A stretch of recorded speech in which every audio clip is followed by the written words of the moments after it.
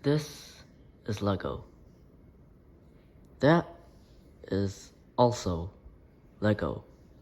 Lego is popular all around the world because it encourages creativity, problem solving, and imagination. It appeals to both children and adults, and new theme sets, movies, and social media trends help keep Lego up in demand.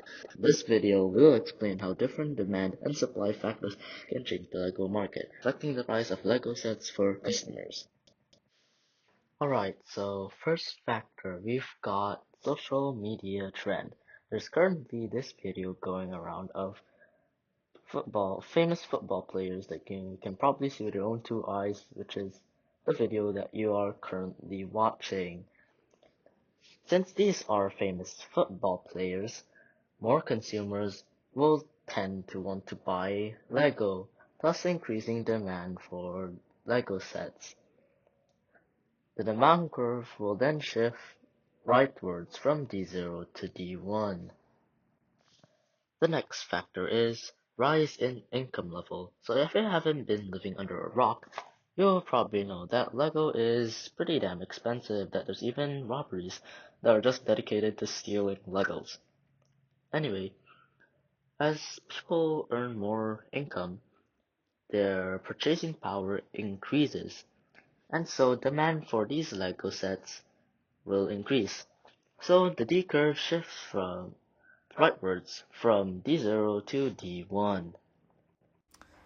Alright, so the next factor we're going to be talking about is supply this time.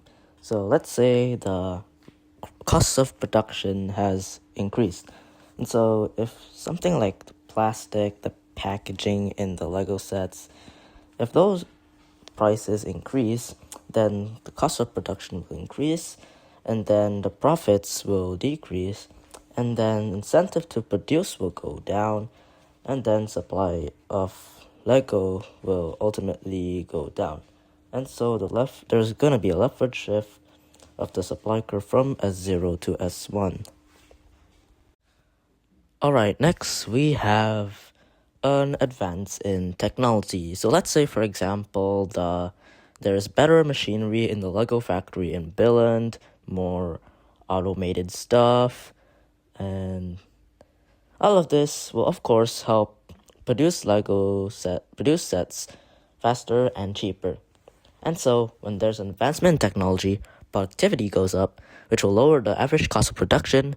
There will be more profits, more incentive, and overall an increase of supply for Legos.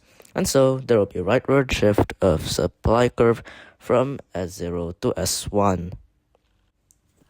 Okay, the last thing we're going to talk about is price determination. So let's say demand increases from D0 to D1, okay? And then supply also increases from S0 to S1, but not as much as demand. So we're just gonna move it a little bit. Yeah, that should be okay. So as you can see, demand has increased more than supply. So the equilibrium price rises from P0 to P1. And quantity will still kind of increase from Q0 to Q1. Alright, that'll be the end of the video.